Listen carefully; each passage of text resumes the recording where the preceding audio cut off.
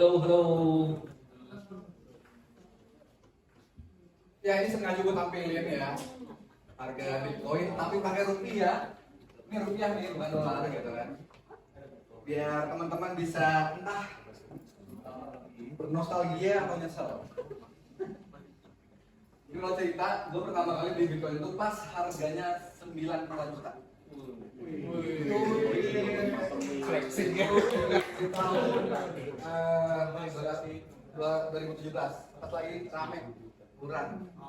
Gue taunya dari berita men, gitu dari apa masuk berita gitu. Lu bilang lu tepuk tangan kan, cuman sebenarnya yang gue beli cuma 200.000. Karena waktu itu gue coba-coba gitu kan, ini apa ini kan gue nggak tahu nih. Kenapa? Yang pasti bukan ajaib. Nah kan 2017 belum ada ajaib. Belum ada gitu. Ya yang terkenal lah.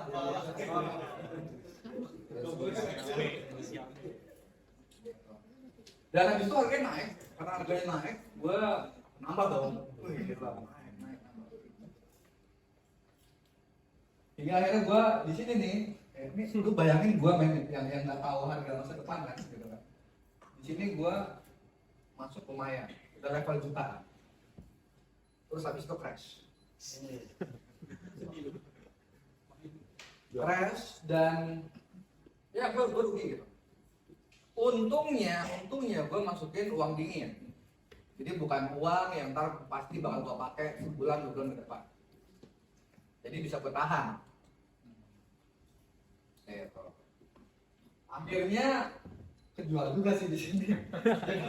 Jadi gue waktu itu jadi kejual rugi juga akhirnya. Dan tau gak yang paling gue seselin sampai sekarang itu apa? Gue kenal Bitcoin itu dari berita. Gitu. Gue nggak tahu tentang halving 4 tahunan. Nggak ada yang ngajarin, komunitas nggak ada di Indonesia. Ya gue juga yang salah ya, Wikipedia gitu kan, nggak benar-benar nyari gitu. Jadi edukasi ini penting banget. Edukasi penting banget gitu. Makanya gue ya sering juga main ke meet up-nya ini di Indonesia, bantu juga di meet up-nya di Jakarta. Tiap bulan gue ikut, nanti ketemu gue deh. Oke, itu intro aja, cerita pribadi. Di slide gue nggak ada harga dan nggak ada Bitcoin-nya bahkan. Gitu. Gue bakal dibantu teman-teman dari sisi lain. So,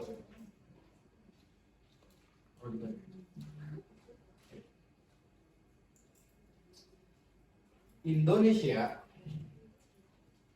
lagi darurat, Mas. Ini lagi ada bomnya ini.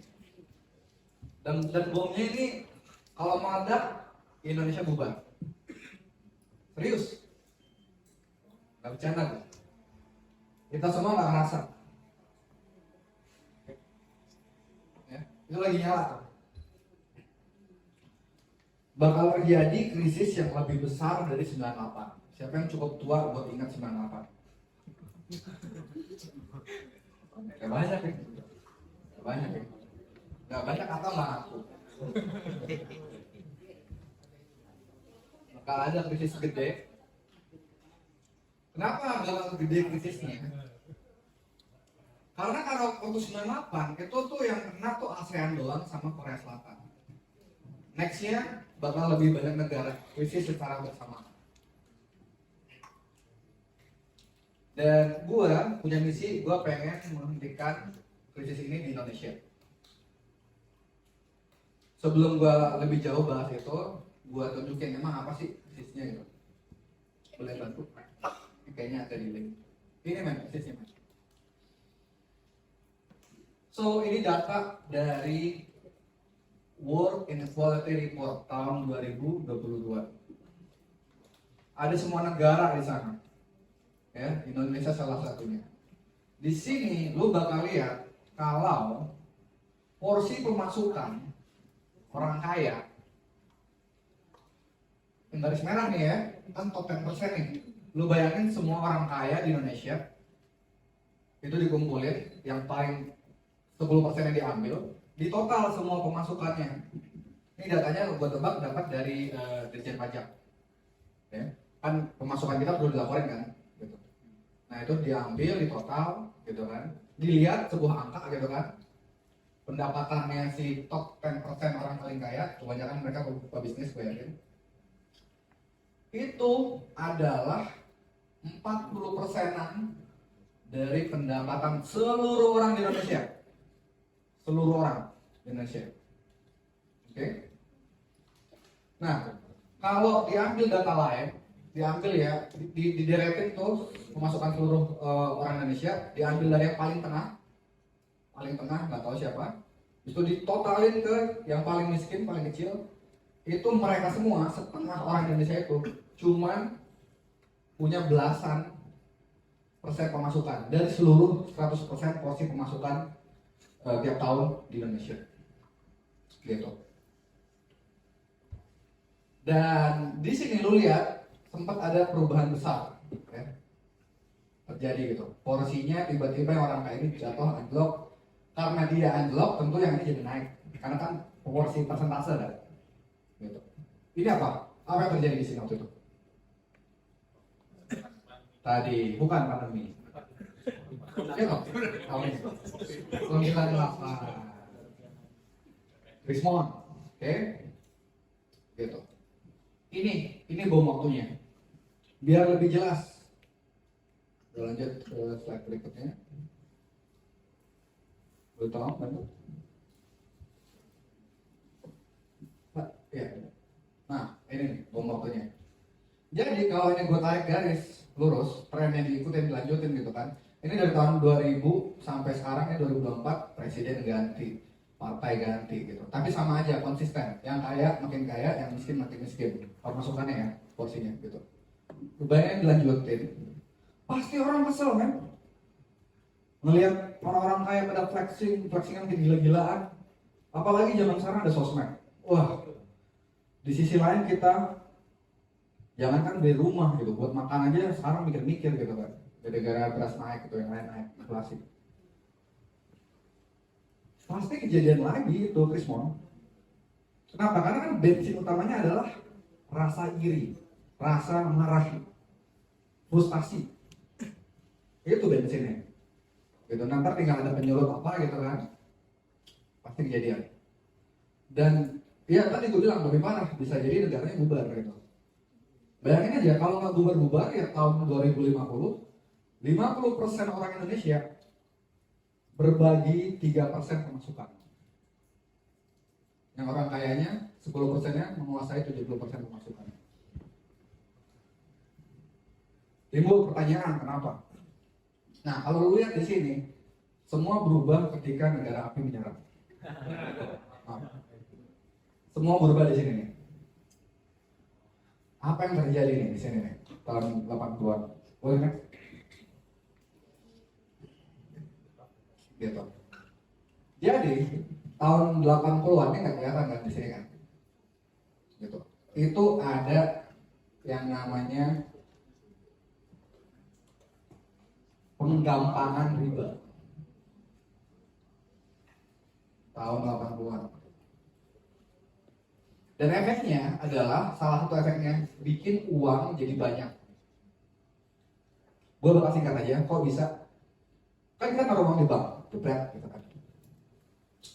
Uang kita bener nggak sih ada di bank? Nggak.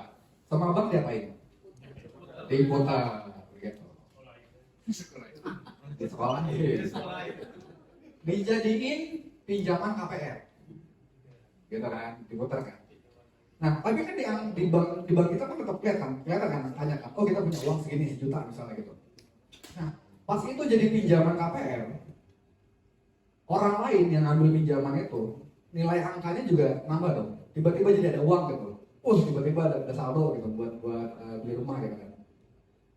Jadi uang jadi terduplikasi. Makin riba digampangin, makin banyak suplai uang. Yang ini bukan uang kertas, uang receh gitu, uang di angka, uang di rekening bank gitu. Cuman kan sama feelingnya, pas kita ngeliat angka di bank, oh kita punya 1 M, kita akan merasa punya 1 M, dan itu bakal bikin kita buat belanja.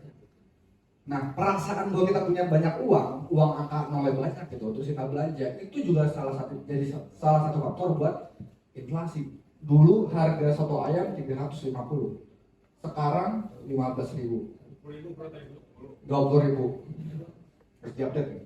Gitu. Dan kalau supaya uangnya diterusin, ini tadi kan nanya tuh, tadi kan, ini kurang lebih segini ya data dari Bank Indonesia gitu. Nggak tahu juga beberapa ini. Nah, kalau diterusin polanya, itu tahun 2024, jumlah total uang di Indonesia bakal jadi 2 kali lipat, bakal nambah 2 kali lipat, hanya dalam kurun waktu mungkin berapa nih? Mungkin 10 tahun, 7 tahun, 5 tahun. Langsung jebret 2 kali lipat. Benar kan? Gitu. Tinggal nunggu waktu, kita bakal punya uang kertas ini 100 triliun dolar. Iya. Sekarang ini juga nggak ada rasanya men.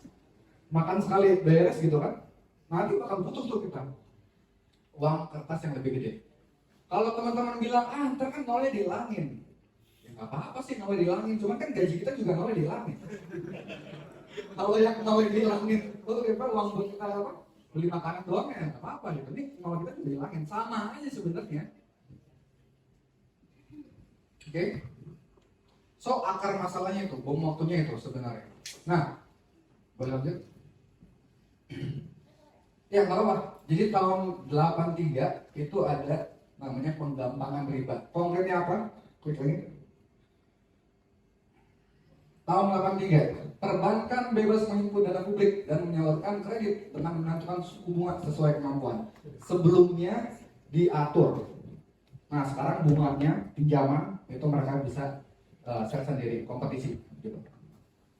Itu 5 tahun setelahnya, ya. Tadi kan gue bilang kan uang kita ditaruh ke bank 1 juta, habis itu sama bank boleh diputerin. Itu sebenarnya dibatasin. Sebelum tahun 88, kalau kita taruh 1 juta, 150.000 harus disimpan sama bank. Tahun 88 jadi 2%. Hah? Jadi 20.000 ya? 20.000. Nah ini di negara-negara lain, di negara maju juga di seluruh dunia sekarang udah 0%. Artinya apa? Bank bisa cetak duit. Ada orang mau ngajuin KPR, mau minjem duit buat biaya kuliah, gitu. Itu bank nggak ada duit bisa tiba-tiba jadi ada. Oke? So ini yang Yayasan Sila Kelima bakal lawan. Tujuan Yayasan Sila Kelima adalah merevisi ini, undang-undang ini. Ini yang nanti bakal bisa stop pin tadi. Karena kan tadi penyebabnya sama, boleh lagi. Penyebabnya udah jelas gitu. Gara-gara ini ada penggampangan riba di sini. Caranya gimana? Ini gue spill singkat aja. Bitcoin. Makin banyak orang nabung di Bitcoin, makin banyak kekayaan orang yang nggak bisa diputar sama bank, yang nggak bisa diribain sama bank. Oke? Sekarang nyokap gua udah, adik-adik gua udah, tante gua udah. Ini perlu diperbanyak. Dan mereka juga perlu diedukasi, men. Jangan sampai mereka nasibnya sama kayak gua, beli Bitcoin di pucuk tahun 2017, habis itu crash.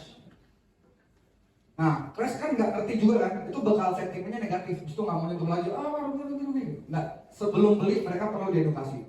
Mereka harus tahu apa yang mereka beli. Gitu. Dan ini yang terpenting, gue ngomong kayak gini bukannya gue anti sama bank atau anti sama pemerintah. Beberapa bitcoiner kayak gitu, anti pemerintah, anti bank, anti apa gitu. Gue enggak. Gue justru percaya bank justru perlu dideketin, dikasih tahu, men, ini di Amerika udah bisa beli bitcoin lewat ETF gitu, perusahaan-perusahaan gitu kan. Lu harus provide ini ke nasabah lu gitu. Kalau enggak, ya lu bakal tinggal zaman gitu. Bank menurut gua di masa depan bisa bakal jadi penyimpan Bitcoin. Jadi Bitcoin lu bakal disimpanin sama bank. Terus sama bank nanti putar-putar enggak gitu? Sama kayak rupiah? Enggak. Nah makanya Bitcoin. Dompet lu yang kuncinya disimpan di bank itu tuh bisa lu monitor. Kalau bank tiba-tiba pindahin itu, langsung heboh berita. wah ini banknya korup nih gitu, atau banknya dihack nih atau gimana gitu. Dan bank bakal benar-benar mikirin supaya caranya kunci lo nggak dihack. Kustodial, itu di zaman dulu sebenarnya bank punya fungsi sebagai kustodial. Dulu dia nyimpan emas, nyimpan surat berharga. Kenapa? Karena orang takut dijamret, rampok. Simpan di bank lebih aman. Gue percaya di masa depan bank bisa nyimpenin Bitcoin orang. Gitu. Dan pemerintah tadi pertanyaan bagus banget gitu. Gue bakal edukasi juga pemerintah buat nabung Bitcoin dan nambang Bitcoin. Gitu. Jadi jangan bayangin ini bakal ngelawan pemerintah, anti pemerintah, enggak. Justru ngedukasi. Kita rupiah justru bersyukur ada Bitcoin. Uang lemah kayak rupiah bersyukur. Kalau pemerintah yang tadi ya, pertanyaan lo ya, nyetak duit terus beli Bitcoin, rupiah jadi kuat. Justru malah bikin rupiah kuat. Karena rupiah yang tadinya sekarang di backing sama surat utang Amerika, surat utang Jepang, yang lain gitu, sama emas. BI masih punya emas loh, gitu. Nah jadi nambah punya Bitcoin. Nah yang dolar gitu-gitu kan turun tuh value-nya. Yang kayak emas Bitcoin naik. Jadi rupiahnya jadi kuat. Selama cetaknya nggak kebablasan, harusnya malah bikin rupiah kuat. Gitu. Lanjut. Nah ini nih termasuk yang perlu diedukasi. Gak banyak yang tahu bahwa tahun 44 sampai tahun 71 sebenarnya uang di dunia itu terbatas. Itu disepakati sama negara-negara di dunia. Mereka udah tahu bahayanya uang gak terbatas. Tahu Hitler? Kenapa Hitler bisa muncul? Salah satunya itu gara-gara Jerman waktu itu Krismon. Kenapa Jerman Krismon? Karena Jerman yang kalah perang dunia 1, kan dia bisa utang, kalah perang. Pemerintahnya waktu itu nyetak duit buat bayar utang. Akhirnya di Jerman uang kertas jadi nggak berharga gitu. Buat bayar beli sesuatu harus bawa uang sekardus gitu. Di kondisi yang kayak gitu, ya 98 kalau ya kita terpuruk, kita sedih, gampang banget ada orang yang agresif, populis, cari musuh. Waktu itu musuhnya dipilih Yahudi gitu kan. Terus ya udah nyatuin negara buat lawan musuh itu. Habis itu ntar musuh berikutnya negara Eropa di sekitarnya. Mau Indonesia kayak gitu? Pusing nggak? Mau? Tuh bakal banyak yang mati kalau kayak gitu. So ya itu. Ini juga termasuk yang orang nggak tahu. Gue dulu 2017 belum tahu tentang ini. Ini yang bikin alasan kenapa Bitcoin harganya naik terus. Karena uang nggak ada batasnya. Ya. Ini gue nyetak kalender, Yayasan 55 nyetak kalender. Sorry kecil, mungkin lo bisa lihat di sini.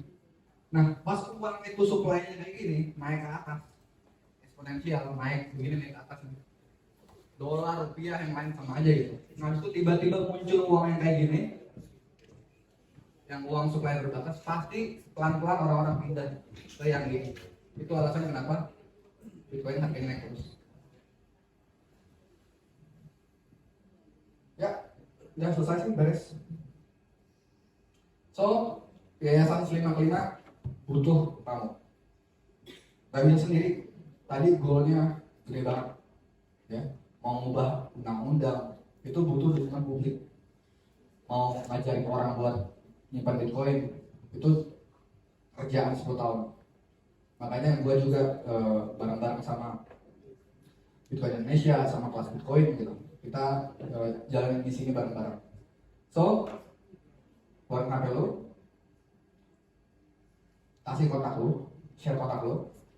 Kalau lo pengen gabung movement ini, bareng-bareng kita matiin tadi baik lagi, bareng-bareng kita matiin nih bom ini. Kita selamatin Indonesia dari krisis yang bakal bikin Indonesia bubar. Lanjut, apa yang udah dilakuin? Yang udah dilakuin adalah gua ngadain webinar gratis setiap minggu. Sama gua jelasin ini. Terus lanjut lagi. Ada YouTube, channel YouTube. Ini lu googling aja Yayasan Sila Kelima. Dan yang terbaru nanti bakal ada training offline pertama kali di Jakarta, Kuningan, 30 Maret. Kenapa butuh training offline? Karena orang Indonesia, kita butuh ketemu langsung, gitu kan, makan bareng, dan juga nyobain langsung wallet Bitcoinnya, gitu. Di sini nanti ada agendanya, gue bahkan bikin simulasi workshop kita eksekusi sendiri, nambang Bitcoin pakai otak. Jadi kita bakal seolah-olah jadi komputer penambang Bitcoin. Kita tebak-tebak angka, gitu kan. Nah, ntar yang dapat, yang nemu mecahin puzzle-nya, oh dia nanti yang seolah dapat reward. Bukan satu Bitcoin, bukan. Simulasi. Kalian bakal ngerti kenapa SHA 256 yang tadi dibilang itu tuh bagus banget, anti hack. Gitu. Ini trainingnya setengah hari, dan lagi-lagi tujuan yayasannya tuh sebanyak mungkin orang. Jadi ini bakal affordable. Gue bakal buka harga buat yang pertama ini cuma 500.000. Lo nanti dapat makan. Ini kan pas puasa ya. Jadi mungkin jam 2, nanti pas jam 6-nya bakal makan apa namanya, bukber puasa di hotel, harusnya buffet. Dan ada juga coffee box coffee break-nya gitu buat yang nggak puasa. So,